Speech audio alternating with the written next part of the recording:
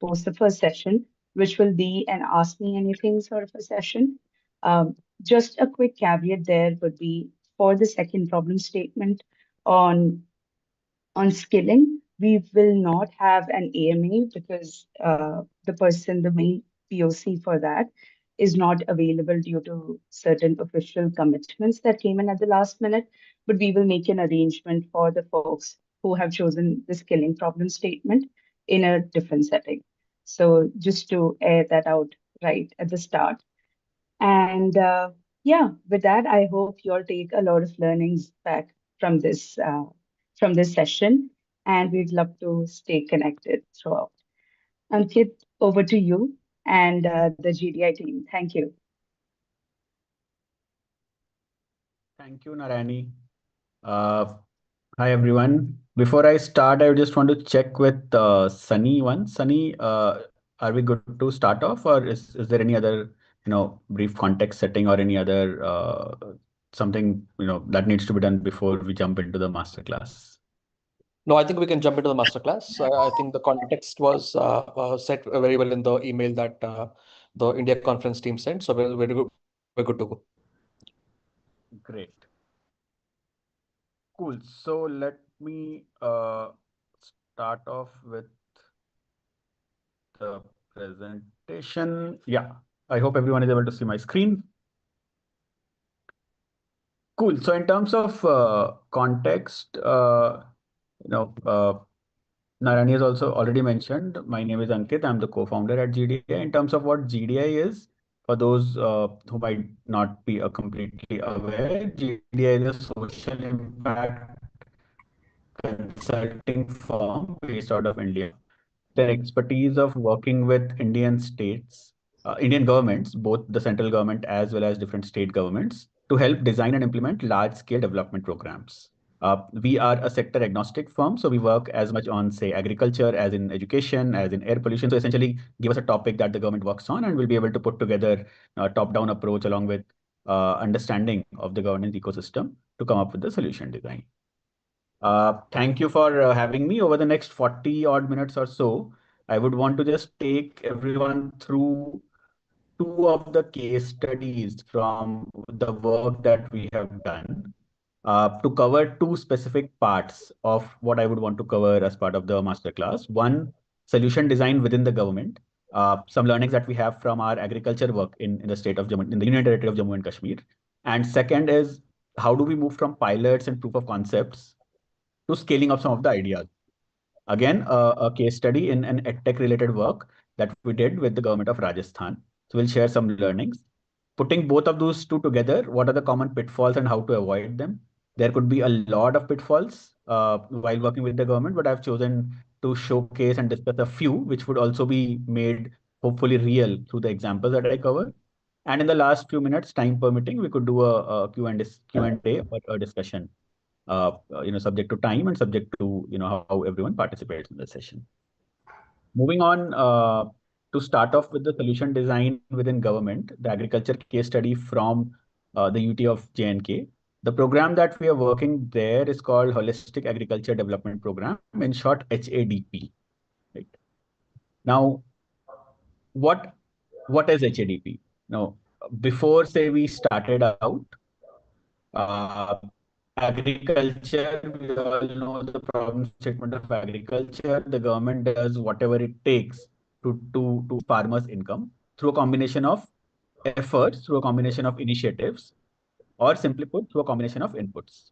The most typical inputs that the government would put in and which would make big names in the media, in the entire ecosystem, could broadly be put into these four categories: capital infusion, some institutional support that the government provides, extension workers, and so on, some public infrastructure that the government sets up for irrigation, for seeds, fertilizers, and so on. And then there's also a lot of focus on research and development, which is more from a future proofing of agriculture perspective. Now, through all of these, there could be multiple outcomes that the government envisages to create in the agriculture ecosystem. In the context of Jammu and Kashmir, there were 5 outcomes that the government had envisaged. SGDP, State Gross Domestic Product contribution that agriculture as a sector was making, to almost double over a period of 5 years. So from 37,000 crore per year to 65,000 crore per year. Livelihood secured for some 13 lakh farm families. Approximately 19,000 additional enterprises, farm-based enterprises created. Approximately 3 lakh additional jobs to be created through the farming ecosystem. And in the process, development of skill sets, agriculture-related skill sets for 2.5 lakh farmers, which would in future, help them either establish an enterprise or help them get additional jobs and so on. And our job was to come and provide strategic support on some of these inputs to ensure that these outcomes were met. Now, over a period of almost, we have been working on HATP for a period of approximately 3 years now. We started in 2.5 years or so. We started in Q2 of 23, and we are continuing to work on HATP. But in the masterclass, what I want to cover is just a journey over time where in the beginning, we did not have all the answers figured out. We did not have all the problems that the farmers were facing. But over a period of time, through 9 odd quarters or so, how did we identify different issues and keeping in mind the issues, come up with solutions for each of these issues, which ultimately impacted one or more of these 5 outcomes that we were targeting. Right? So I'm not covering the details of the problems that we identified in each quarter, because going forward as part of the overall narrative, we will anyway be covering some of these.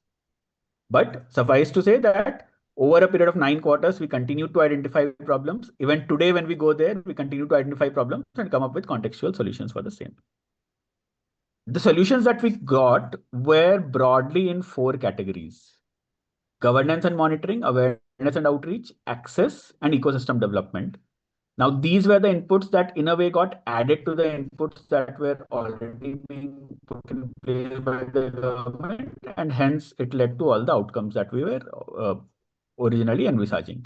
So these 4 broad categories: governance and monitoring, awareness and outreach, access, and ecosystem development. So putting the quarters or the findings from the quarters together and these category of inputs together, we'll see what exactly did we do there. Let's start with first governance and monitoring. Now, out of all of these issues, working with the government in an ecosystem as complex as agriculture, governance and monitoring issues turned out to be the major issue, something that we got to know in each quarter that we worked. Right? Starting from, let's say, in Q2 23, we realized there was no baseline data of farmers or access to schemes that existed in the Union Territory. Now, when there is no baseline, it's hard to even focus on the outcome. It's hard to even get the numbers of outcome, let aside the actual outcome being achieved. Similarly, the next quarter we realized that there was no structured skilling infrastructure for farmer. In terms of governance, there was no structured data that was available on what kind of a skilling was given to farmers.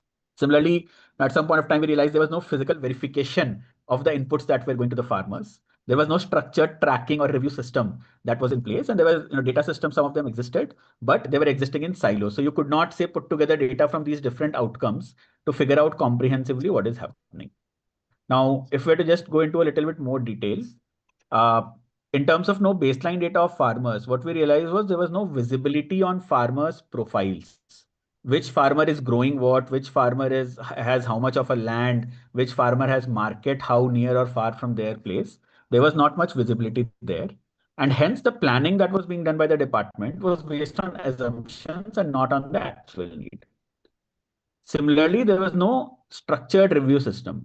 Government system tends to be a huge system. Assume a company like, say, an Apple, which has millions and millions of customers available, millions of customers that it caters to. Similarly, the government system headed by, say, the chief minister in the Union Territory, or the LG, the lieutenant governor in the Union Territory, supported by a minister, supported by a secretary.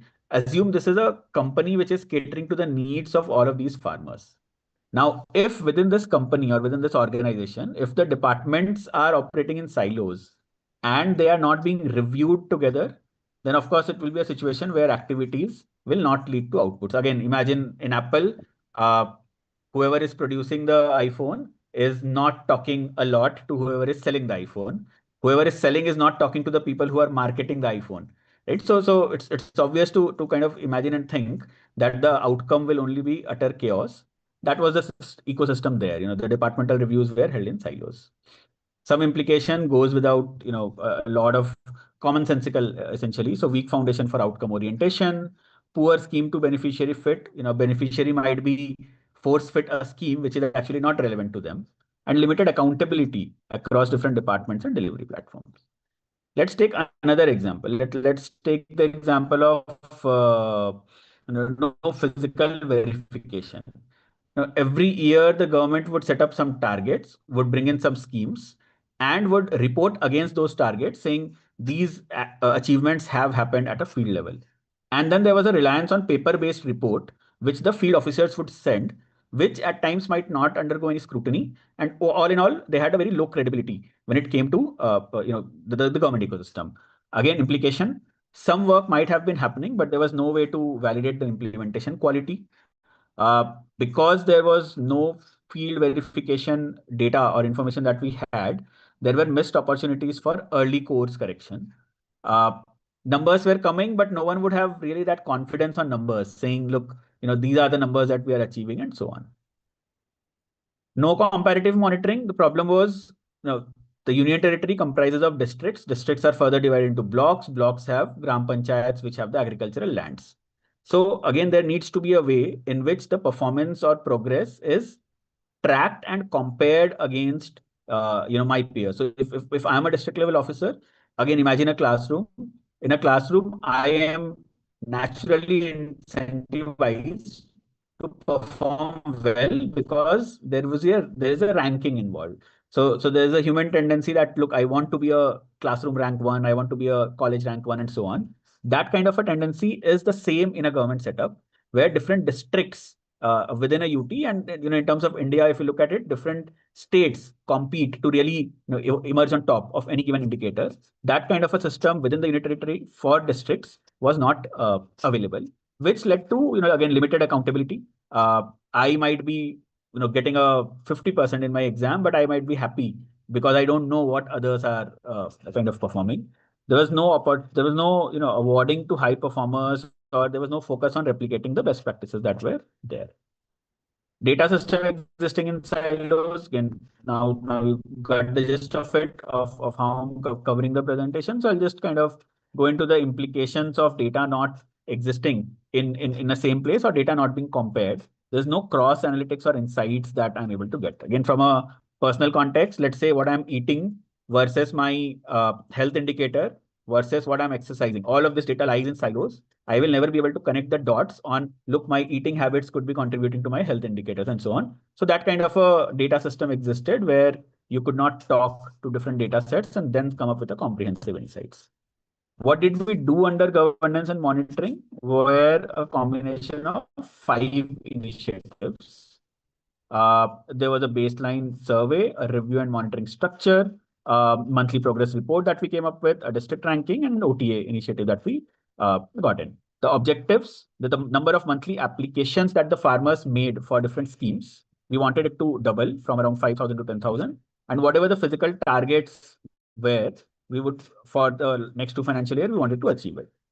The impact that we got by bringing in some of these initiatives, the monthly applications surged from around 5,000 to 30,000, the applications that farmers were making. The approval rate, because the officers who were giving the approval earlier, they were not tracked religiously. That approval rate increased from 26 to 75%. Unit establishment increased by 40%, and 50% activities achieved the 5-year target. So all in all, this impact became visible because there was a baseline which was set up. This impact became visible because there was a rigorous review and monitoring which was being done. The impact became visible on a month-on-month basis because there was a monthly, we were able to see which district is performing well, which district is not, because a district ranking was brought in and an output tracking application was put in place through which we were able to kind of see this. So a couple of key takeaways from this. One, no objective could be chased in silo. That comprehensive data system made sure that we were able to identify which objective was for what purpose and which objective was linked to some other objective. And similarly, macro targets that we have, let's say, at an overall state level, we might be performing well, but we also need to look at what is happening district by district. In this case, we realize that 9 districts had less than 15% establishment rate, whereas overall in the state that number had increased by 40% or so. Right? So a combination of 5 of these initiatives through which we were able to improve governance and monitoring. Next, we move to just taking a look at how different initiatives happening at different point of time led to the increase in some of these. So very quickly, while it's easy to see the graph in hindsight that look, this is how the graph of application, the graph of approvals, the graph of unit establishment, etc. Worked out.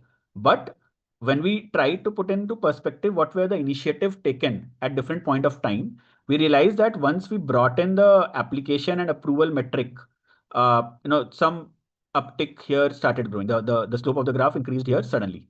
Similarly, in December 24, when we put in another metric which was tracked and which was reviewed in this review meetings, unit establishment, again there was a increased numbers here that we see on LMS enrollment, right? So similarly, in hindsight, it was easy to put together this graph, but then what was interesting for us also to see was we took several initiatives at several point of time, and those initiatives were the ones which actually contributed to this graph being low.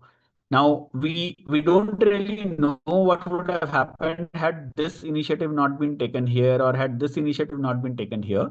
But just looking at this in hindsight makes us realize that yes, because initiatives were taken at a certain interval, we were able to get a graph like this, which in turn goes back to the previous slide on what were the overall impact that we were able to achieve.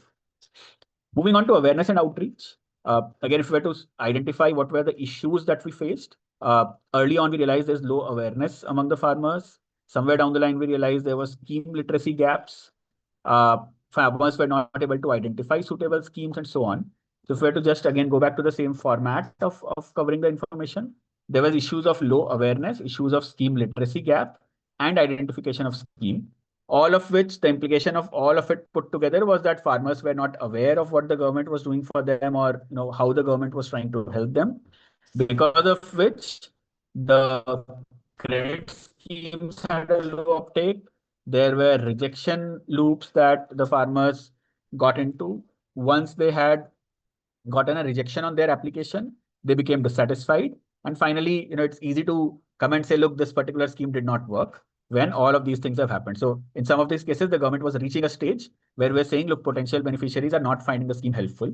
Whereas we fail to realize that this drop-off is stemming from a rejection, which is in turn stemming from probably low awareness. So hence we decided to focus on low awareness. There were 3 broad initiatives that were taken. KSA stands for Kisan Sampark Abhiyan. So there were 3 rounds of Kisan Sampark Abhiyan that we helped the department put together. There was another initiative called Yuva Vani. And then there was a credit scheme advisor, a tech system or a simple tool through which we made sure that the farmers were able to understand which credit schemes they are aware, which credit scheme is applicable for them. Again, there are some objectives that we had as part of this initiative of awareness and outreach. And the impact that we achieved was some 6.5 lakh farmers were reached. 100% of the Gram Panchayats in J&K were covered as part of the Kisan Sampark Abhiyan. There was some data that we leveraged the Kisan Sampark Abhiyan to be used for. So that data was collected.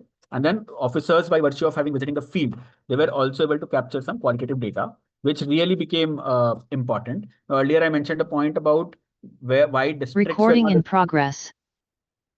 Earlier, there was a point on why districts are not able to learn from each other was because best practices were not being shared and rankings were not there. Now we were able to see that once the officers went for the visit, they got in qualitative information. They were also able to share some best practices that we did. Right. Again, if we were to go a little bit more details into the Kisan Sampark Abhiyan, what Kisan Sampark Abhiyan was. So it was essentially transforming the outreach strategy in 3 different phases. In all the phases, it covered all the Gram Panchayats. There were key focus areas. The Sampark Abhiyan cannot be just a meet and greet or talk about whatever comes to your mind kind of initiative. So specific talking points were given to the officers who visited the villages. So there were 29 schemes under the entire HADP program, which was covered. Targeted information with respect to specific opportunities. The baseline had already helped us decide which village had what need or what kind of a farmer group had what need. So targeted information was being given through the KSA, and credit linked schemes was being promoted there. Right. Again, if we look at the number of farmer was poor, and poor quality DPR. DPR would be detailed project reports, which the farmers would prepare while applying for credit from the government. Implications, all in all, some high application but low conversion because the DPRs were not of a great quality. Farmers were not able to get access to different schemes and financing that HADP offered. How we solved for access was through three initiatives. One, LMS, a learning management system, an online tool through which the farmers were able to access bite-sized videos and content on how they can apply for a scheme, how a DPR can be created, and so on. KKG, Kisan Khidmat Ghar. These are physical infrastructure that the government then set up in each of the Gram Panchayats, where the farmer could just walk in and ask for information on any of these schemes. And the third initiative under Access was a DPR generator, a detailed project report generator, where with a minimal amount of information that the farmer puts into a AI-based tool, the detailed project report in a format that the banks could not reject was created for them. So these three initiatives, again, some objectives, some impact that we achieved, but the key takeaways that we had. Now, at one point of time, we were actively focusing on how many farmers are registering, how many farmers are applying for a particular scheme. However, once we started doing this initiative Access, we realized that what is the conversion rate should also be an active metric that we need to track of. Right? So 30% of the farmers registered for the LMS system, for the learning management system. Sorry. Out of all the farmers who registered for the learning management system, only 30% of the 30% of the farmers dropped off at some point of time in the entire process of the LMS. So they did not even complete their course that was given on LMS. So that's when we started tracking how many of them are even completing the course. Similarly, KKG is a very difficult ecosystem to create. It involves a physical infrastructure. It involves someone who will be sitting in a KKG and then giving to the services to the farmer. So people in the government were of the view that this is a very high effort initiative, high effort and high cost initiative, which we do not know how long it will take to stabilize. But we learned that if we take some of these chances, if we take so those initiatives which might be seemingly long term in nature, even then we might be able to create it's a chance worth taking essentially. In terms of Kisan Khidmat Ghar, what we realized was 4.5 lakh farmers registered on the KKG app. There were 500 centers that were set up. And we came up with a very innovative mechanism of running the KKG so that the government does not have to bear all the cost. There were entrepreneurs who essentially managed these KKGs, and by servicing of farmers, they were able to get some revenue out of it. Right? So it helped the government, and we realized farmers were willing to pay for these services. Any nominal cost, the farmers were willing to pay for it. So one, it helped increase the access to farmers without any severe cost consideration. So there was a revenue mechanism inbuilt into it, which led to ultimately the government deciding to set up 1500 plus KKGs so that all the Gram Panchayats could be covered. Finally, in terms of ecosystem development, one big problem that we realized somewhere in 24, end of 24, was when one of our targets is enterprises being created, there existed no framework to support early stage startups in the entire union territory. Right? So there was no institutional model to mentor, fund, or track rural enterprises, and there was some here and there isolated startup success which existed, but still there was no structured pipeline to attract youth into agri enterprises. So how could we essentially meet this target that we had created? So for that, we came up with three initiatives: an Agri Innovation Summit, a startup toolkit, and an initiative to strengthen the incubators who could provide funding as well as mentorship support to the startups. This is an initiative that was only started. This was an initiative that was only started recently last year. So we do not have all the information on the success rate here, but there were some learnings that we got in the process. Right. So essentially through a combination of all of these initiatives, we realized that impact could definitely be achieved by working with the government system. Now, in hindsight, when we put all of this information, all of these initiatives together, which we designed quarter by quarter based on the learnings that we were getting. However, in hindsight, all of this was able to very nicely fit into a comprehensive framework where there are initiatives related to extension that we needed to take, initiatives related to communication that we needed to take, credit linkage that we needed to take, and so on.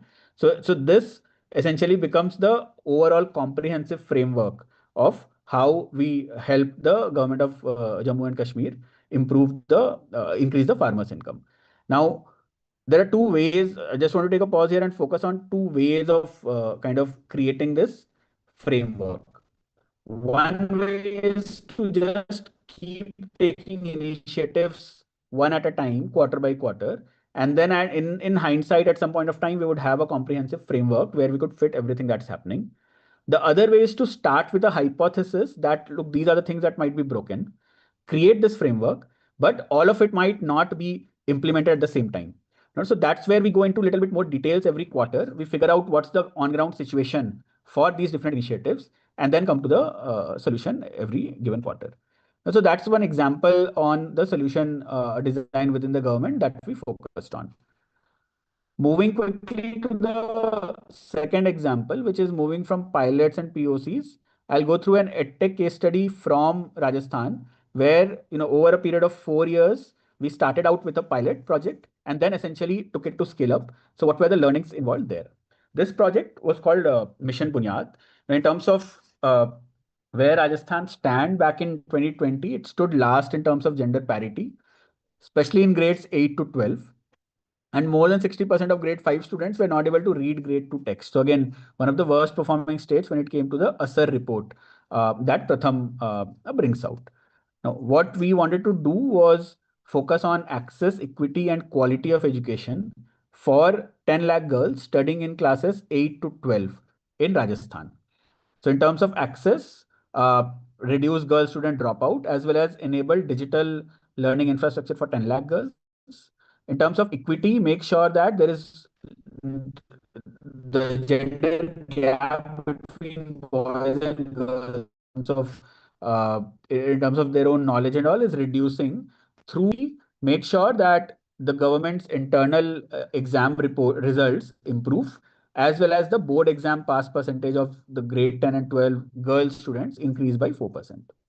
So this was the target with which we started. Back in 2020, when we started, we started this in 6 districts. In 6 districts, we just did an intervention in 60 odd schools, 62 schools to be precise. And over a period of 4-5 months, there was 1 lakh plus hours of usage of the tablets that were given to the students. What exactly was the intervention? The intervention was essentially in these 62 schools, 4,000 tablets with educational content was deployed, and students use these tablets to kind of focus on the outcomes that we have mentioned earlier.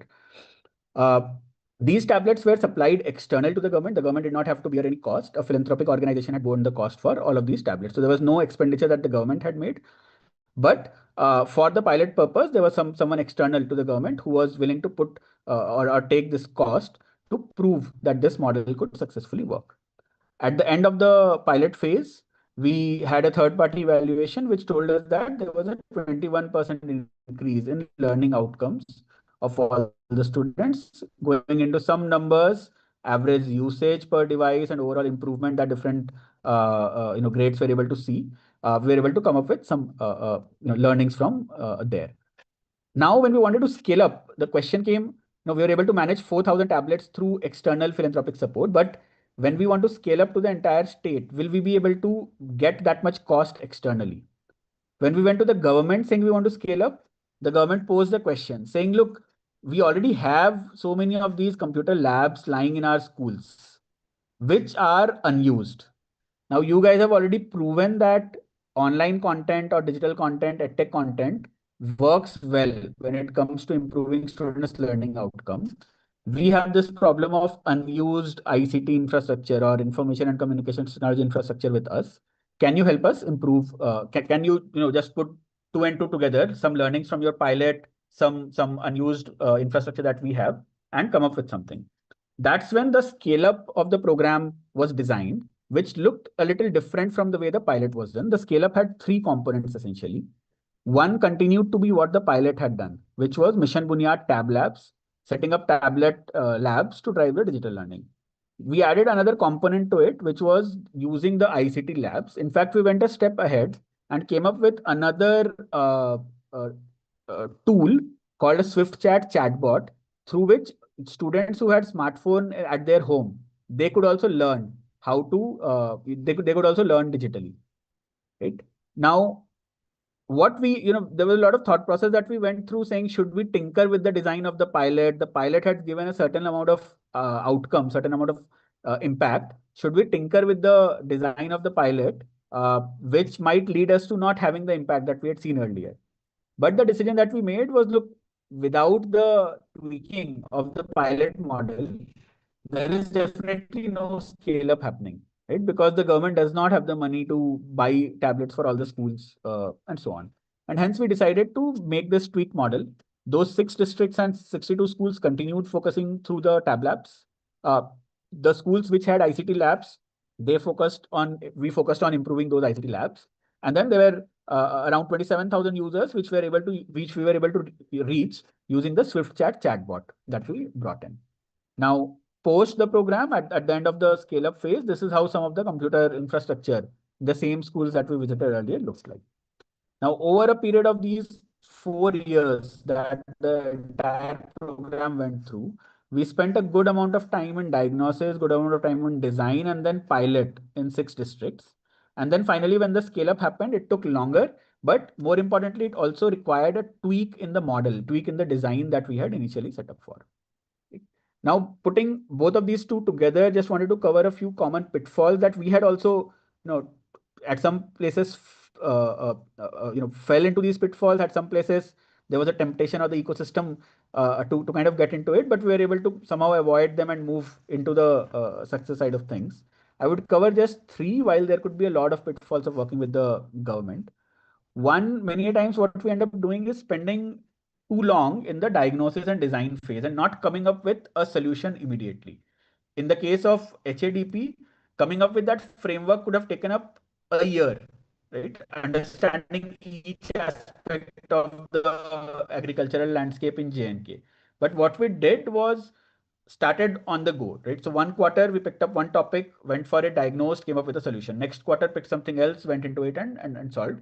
In hindsight, we had that entire framework ready.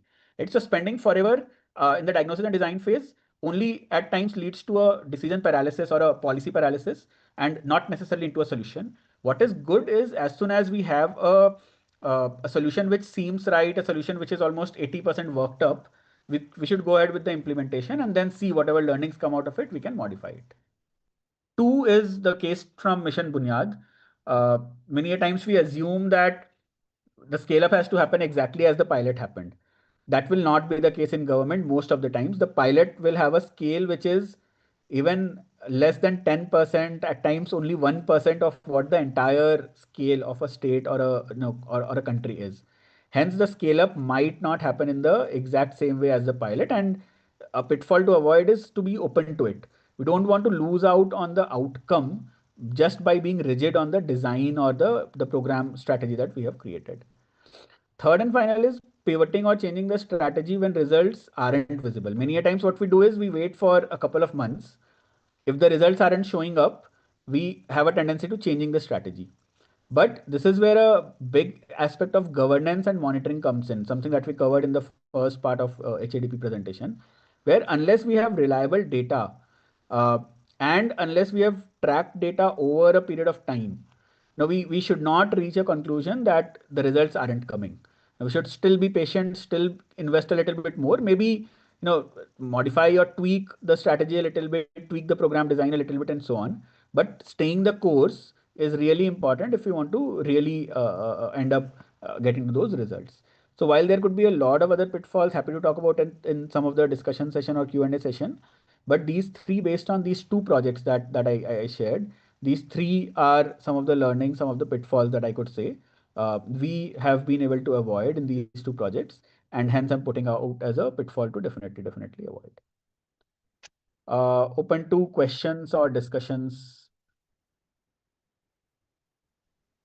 now.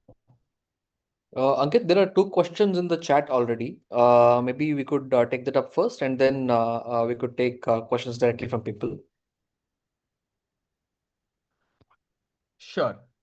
There's a question from Neha on what steps or practices were used to onboard farmers on LMS, assuming not all farmers would have been tech friendly. Yes. So, no, this definitely a limitation. Not all farmers are tech friendly. Some of those who were tech friendly, exactly around 27,000-30,000 of them, they were able to download the LMS app or access the website using their own mobile. For those who were not able to, the Kisan Khidmat Ghar also provided a provision where a farmer could come, sit in the Kisan Khidmat Ghar and access the learning management system. That said, we might still have a few farmers who were actually not able to access the LMS because they might not have their own phone or they might not have been able to visit the KKG. So they were not able to access it. Tech friendliness in terms of the website and all, we were able to resolve some bit of it through multilinguality of the content that was being put up. But again, that said, some farmers who are really not tech friendly might not have been able to access the LMS completely. For them, again, what we did was try and send some videos over WhatsApp in the local farmer groups that existed, so that they don't have to visit the LMS. We will not get the data on whether they have completed a course or not, but at least they have seen the video is what our assumption would be in that case. Ankit, just a follow-up question, if I'm allowed. Definitely. What were the languages? What were the languages that were used in these micro videos? So in most cases, we had these videos in Hindi. In some cases, we were able to get them converted into Dogri and Urdu as well. And it's still a work in progress. I'm really, at this point of time, what's the latest status, I'm not sure. But in the beginning, we had these in Hindi, with some of them also being converted into Dogri and Urdu. Okay, thank you. Vishal, your question on what interventions were taken to improve ICT labs, beginning from as simple as opening the box, connecting the wires, because some schools had not even opened their boxes, had not even connected the wires. In some cases, we realized that the processors that were there in these computers were 5 or 10 years old, and the computers were not just starting up. So we took some efforts to kind of tweak or modify the processors that were involved. In a lot of cases, we realized that the government had a AMC or an annual maintenance contract for these ICT labs when they were purchased, but the vendors were not being held accountable for it. So there was no principal, or a principal was not even calling a vendor to say, look, you have my ICT lab under the AMC, so why don't you come and cover it? So some of those initiatives started happening when we started asking the principals to call up the AMC vendors and call up the vendors and ask them for AMC. So some of the vendors started coming. One important initiative that we also did was a fellow from a young professional, essentially, that was posted in each district to make sure that it's not a team sitting in Jaipur who was coordinating with all the schools. There is a young professional or a team sitting in each district who is able to coordinate more closely with the principals, with the teachers of a particular school. And on top of all of this, there was a strong aspect of governance and monitoring that was done from the headquarters, where through a baseline and through regular collection of data, through a district comparison, through a district scorecard of sorts, we are able to see which district is improving to what extent.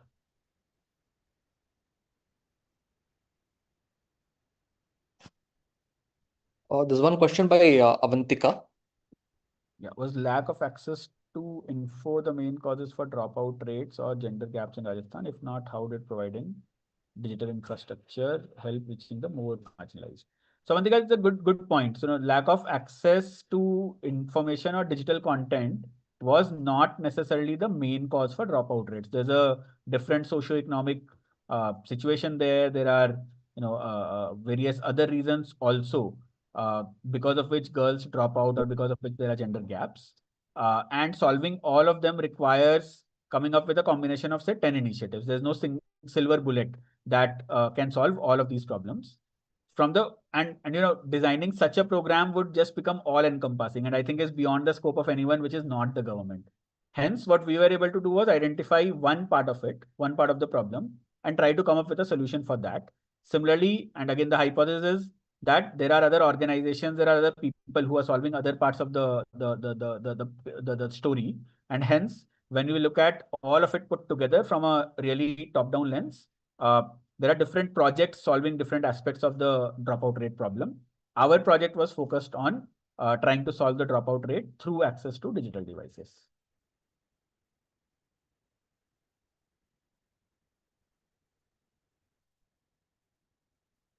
To Vishal's question on how was the entrepreneur incentivized to help the farmers in J&K? Vishal, the entrepreneur was sitting in the KKG, the Kishan Khidmat Ghar, which is a physical center. If some of you are aware of, I can draw a parallel with a common service center that exists in a lot of Indian villages, where there is a village level entrepreneur who helps any villager, any citizen apply for their government schemes, even book train tickets for them or apply for a PAN card and so on, and in turn takes a commission from them. So similarly here, there was the entrepreneur who were, who the government had mandated a certain service charge so that they could not overcharge, and the farmers were asked to pay to the entrepreneur for the services that they were getting in the KKG. Rachit's question on during comparative monitoring in J&K, how were the least performing districts dealt with? In some cases, just a name and shame in a meeting, like in a meeting with all the officers helps. So if I am being called out in this meeting saying, Ankit, your district is the worst performing district, it's a name and shame that is being done, and it will impact me, it will affect me, and I might have a resolve to go and do better. So that was one. Two, the government might also have done some performance assessment more officially. There's a annual confidential performance report that is being brought out for different for all the government officers, in fact, which helps in their own career progression, which helps in their own growth journey, professional growth within the government. So for some of the least performing districts, those district officers might have also been given a bad performance review in their annual confidential report. How were you able to secure this assignment as an organization, Arsh or Arsh? That's Arsh Business Confidential. Actually, it's not. So, when at a philosophical level, when you have the intent, when you have a team which you can fall back upon, all you need is to reach out to the government officer who's in charge of the agriculture department. Show that, look, there's a team from our side which is willing to work with you day in, day out. We are willing to partner with you to help solve this problem. And that is how we were able to secure this assignment. What helped in this case and in a few other projects that we do is that the funding for the assignment is actually not coming from the government, it's coming from a philanthropic organization separately. So for the government officer, it's a win-win where there's a stream coming in to provide strategic support. While the government does not have to pay for that team, there's a philanthropic organization which is paying up for it. Sunny, I can take up more questions, but I'm really not sure of the time. Yeah, we can go ahead for another 5 more minutes, Ankit. I think we can manage. Okay. During scale up, what drives the need to tweak a policy design compared to the pilot stage? So Ruchi, when I said the pilot, the scale up might need a tweaking, it's not always necessary, right? That's the learning that we had in the case of Mission Bunyad. It was necessary. A pitfall to avoid is to assume that it is not necessary, right? You be open-minded, assume that it might be necessary, and that's how you would avoid a pitfall. That said, what drives the need to tweak a policy design most importantly, I would say, is the cost. If I were to do a pilot in, say, 10 schools, I might put in, let's say I put in 1 crore rupees into transforming 10 schools. That's 10 lakh per school. But if and the schools really get transformed, the students are learning, everyone has the school, the school has fancy infra, the students have fancy, books and all. But when I try to scale it up to 15 lakhs, not 15 lakh actually, 15 lakh schools that India has, 15 lakh into 10 lakh, that much cost or that much money no one would have, right? So the most primary factor that drives the need to tweak a design is the cost involved. The other factors that will come in, and they will also end up coming to the cost part of it, is resource availability. And there's not hard infrastructural resources. This is human resource that we might need. Again, if I were to design a pilot where I'm able to deploy 10 teachers in each school, it's almost obvious that the learning outcome of the students will improve. But when I scale it up, will I be able to deploy 10 teachers to each of the 15 lakh schools in the country? No. Right? So any kind of resource, be it human resource, be it capital resource, monetary resource, and so on, that the constraint of that drives the need to tweak a policy design in most of the cases. What were the initiative taken which boomed the graph on application unit establishment LMS? Were you able to nudge the farmers to get enrolled?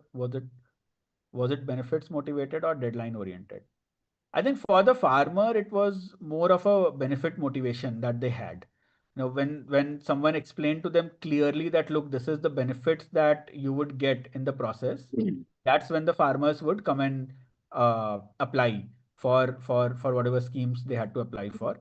Of course, any application cannot run without a deadline. So if I were to just leave open the deadline and say, look, you have forever to apply, then people might actually end up taking forever to apply. So if there is a deadline in place saying, this month is the last day to say link your Aadhaar card with your ration card for whatever hypothetical situation, then it will act as a nudge to me to make sure that I do register within that deadline, right? So while the deadline acts as a short-term trigger for the farmer to register, at the macro level or at a meta level, there are benefits involved that will get the farmer to actually apply for the applications. Ankit, just in the interest of time, maybe we could take one more question. Just one. Sure. I'll Whichever take you think Rachita's is most question relevant. on what steps were taken to make different departments talk or cooperate with each other in J&K. I think one, within the agriculture department, the head of the department, which is designated a principal secretary, they started taking joint meetings with the different verticals of the agriculture department. Right. So that was one step that was taken. In some cases, joint teams were also made. So for example, in taking an Apple analogy, if sales is the responsibility of the sales team, marketing is the responsibility of marketing teams. If you are able to create a mixed team in some shape and form, both of these would become responsibility of both of the teams. So similarly here, all the initiatives that I mentioned, somewhere there were joint teams that were created between different verticals of the agriculture department, who were then kind of forced to talk to each other. And then there was the principal secretary who did joint meetings with these different officials to make sure that they were actually talking to each other. I will take a pause here. Is there a way, Narayani, Sunny, that we could answer some of these questions? Maybe people could send questions on email or Definitely. something we can help answer. I was just going to say that. Yeah, so thank you, Ankit, for your time and patience in answering all the questions. Folks, if you have any more questions with regards to any of this, please do send us the email on our email ID and tag the POCs. You know all the POCs now. And we will forward these questions to Sunny, Ankit, and the entire GDI team, and they could get back to us with answers. So that definitely is something we can do, Ankit.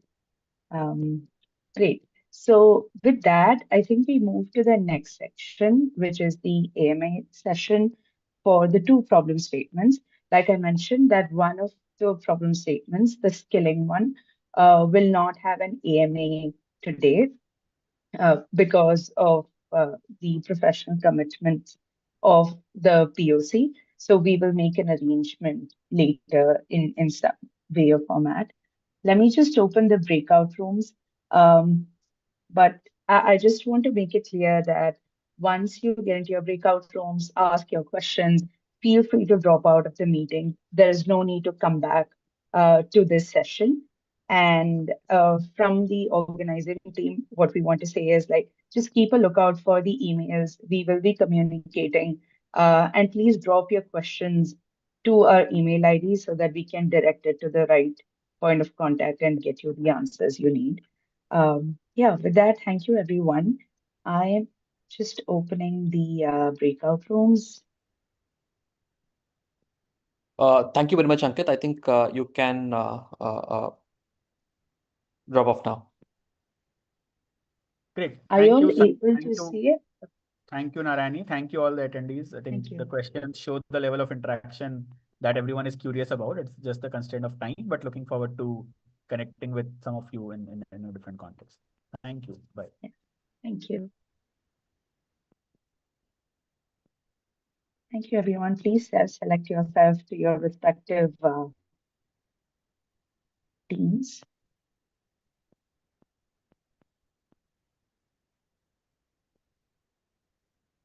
For context, there are two breakout rooms. One is on entrepreneurship and one is on AgriStack.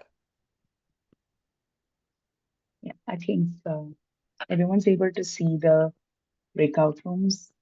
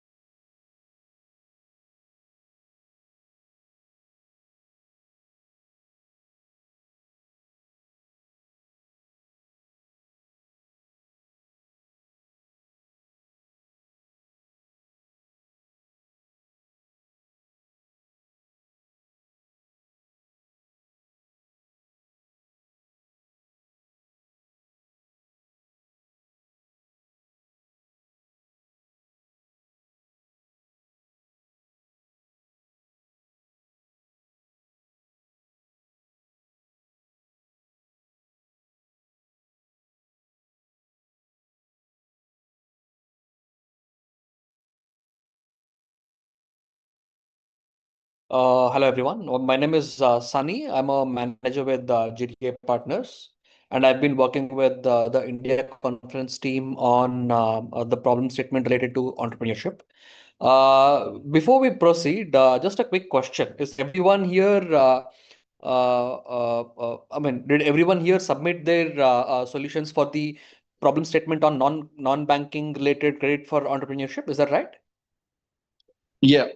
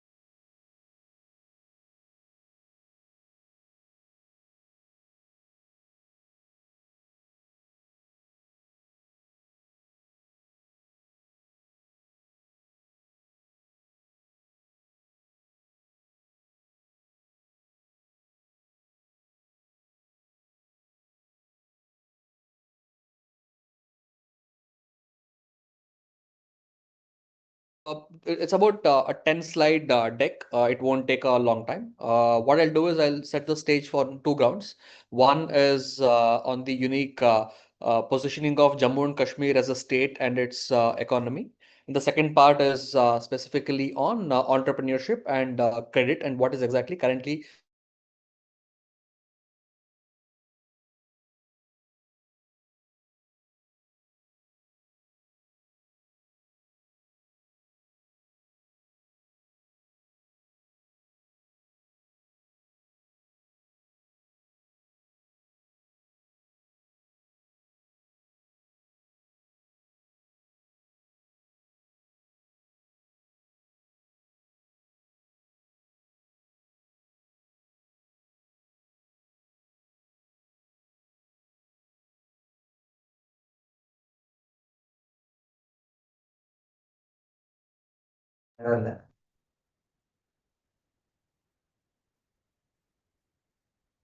Hey everyone, I hope you can see my screen.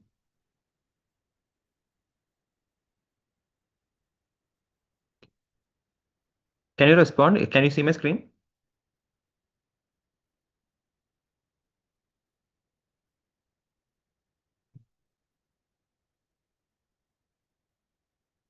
I say thumbs up.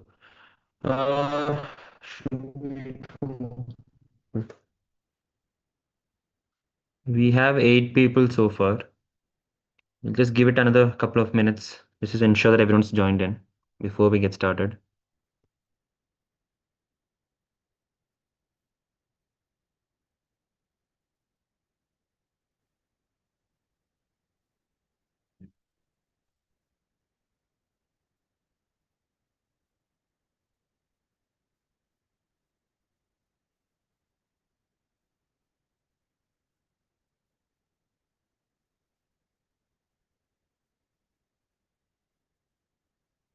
We'll start.